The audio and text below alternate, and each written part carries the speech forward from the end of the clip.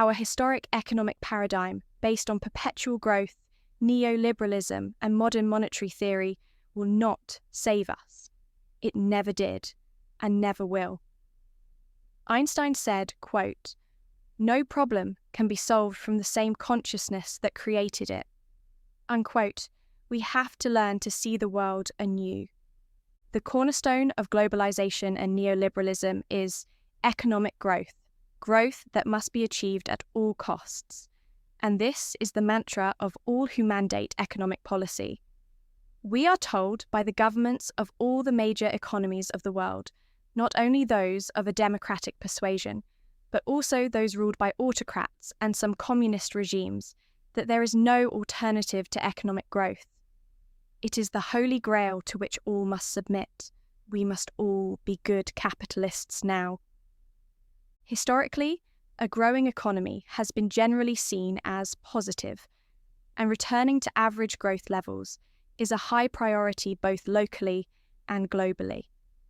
However, now that we understand the existential, environmental, and social damage resulting from rampant consumerism, neoliberalism, and to ignoring the huge impact of externalities, i.e., the costs associated with the climate catastrophe, it's important that future growth is sustainable and inclusive, benefiting the whole of humanity without causing environmental degradation or excessive inequality.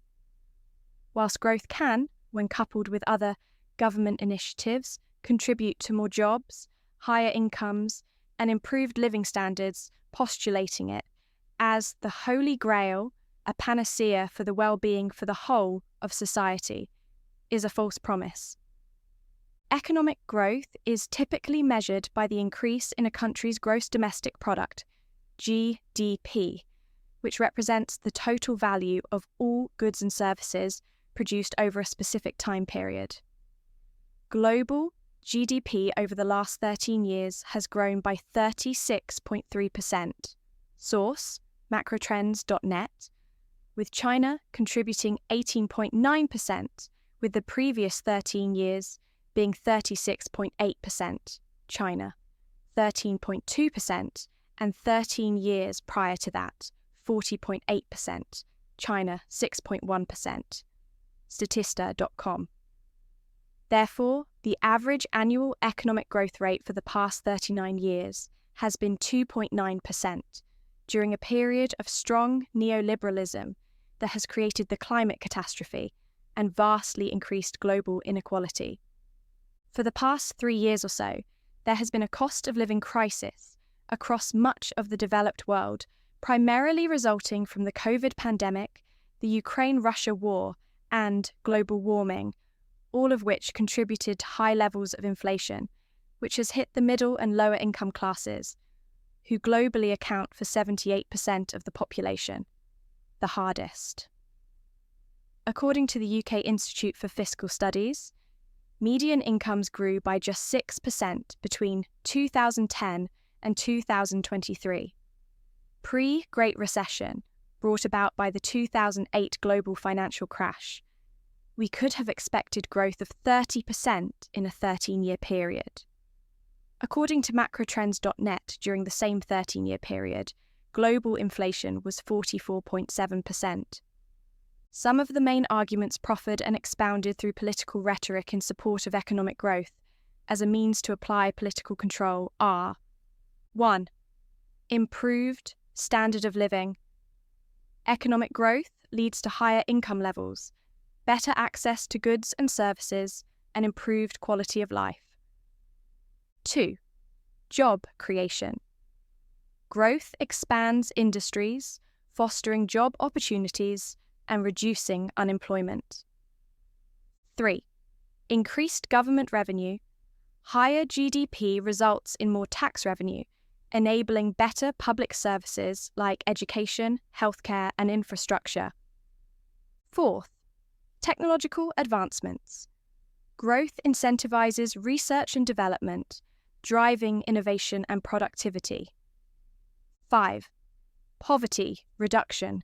Sustained growth can pull populations out of poverty and reduce inequality. 6. Global influence. Economically strong nations have greater political influence and stability. However, as the history of the past 20 years or so show, these do not hold up to critical scrutiny. 1. Improved standard of living, but for whom certainly the wealthiest, top 10%, have seen their wealth improve, see below, whereas the middle and lower wealth owners have seen theirs at best stagnate and, for many, decline.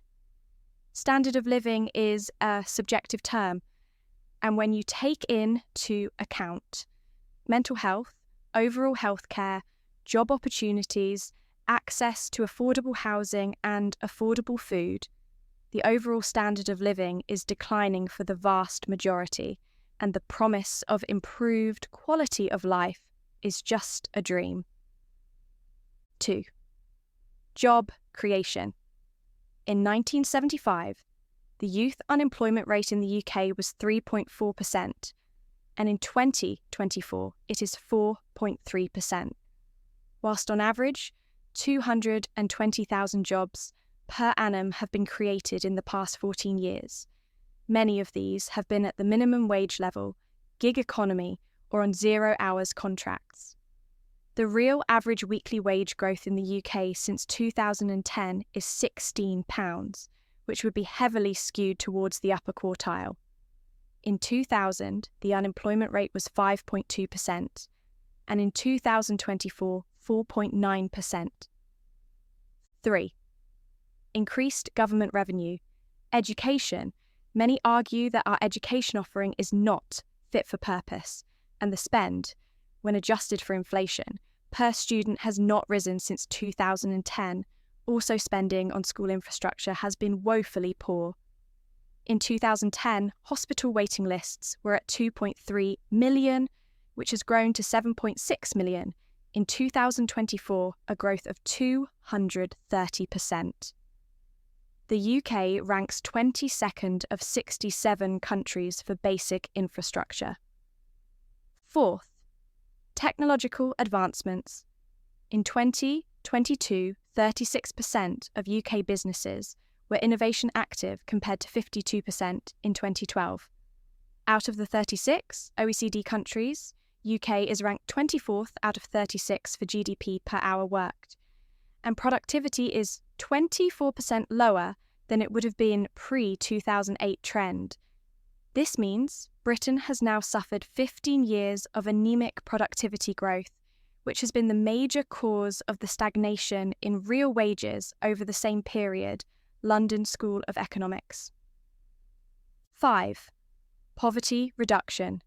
See economic growth and poverty sections below. 6. Global influence. Economically strong countries do wield power over those with weaker economies, which can result in an abuse of that power, e.g., exploitation of minerals, materials, and labour, often in return for minimal recompense, and the refusal of those in the global north to properly recompense for the damage done to the global ecology, which impacts the global south to a far greater extent than the global north. Along with some of the arguments against economic growth, environmental degradation. Economic growth directly causes deforestation, pollution, and depletion of natural resources. B. Inequality. The benefits of economic growth disproportionately favour the wealthy, exacerbating income and wealth disparities. C. Overconsumption. Economic growth-driven consumerism causes unsustainable use of resources and waste. D. Social stress. Increased competition for resources and jobs leads to physical and mental stress and societal harm. E. Boom-bust cycles.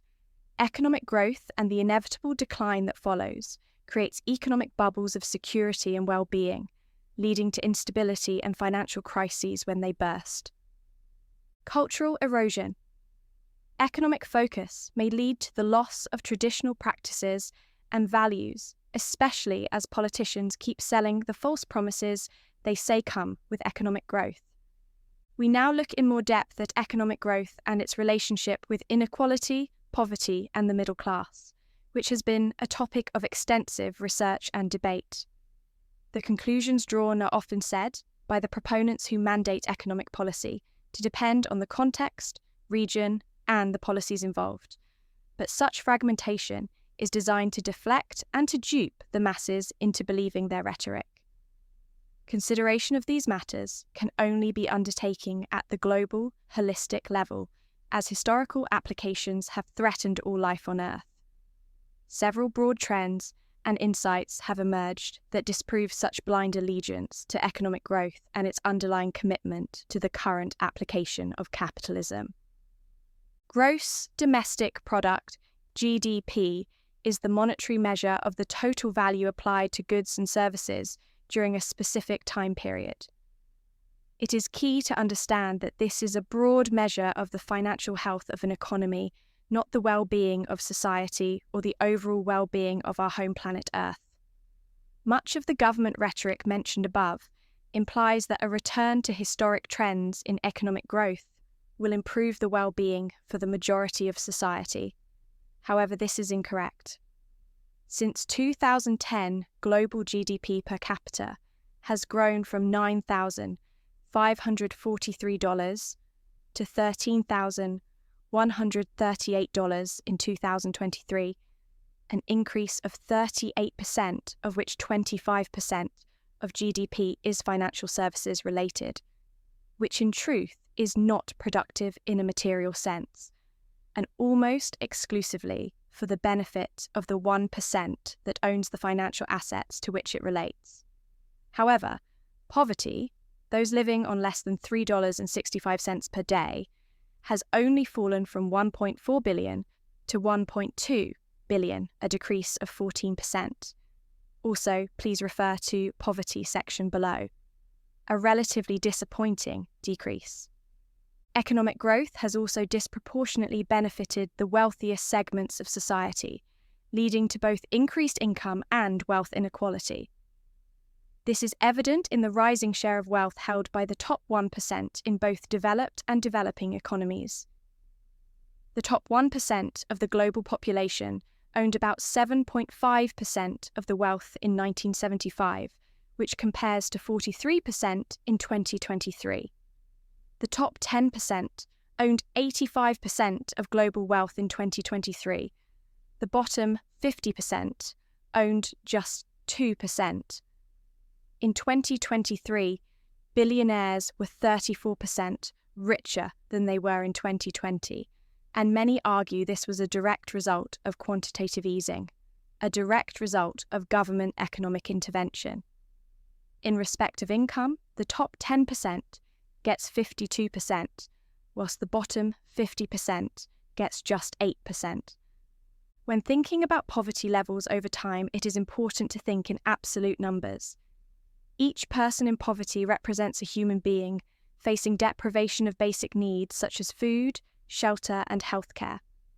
While percentages provide a useful context, they abstract away the human reality.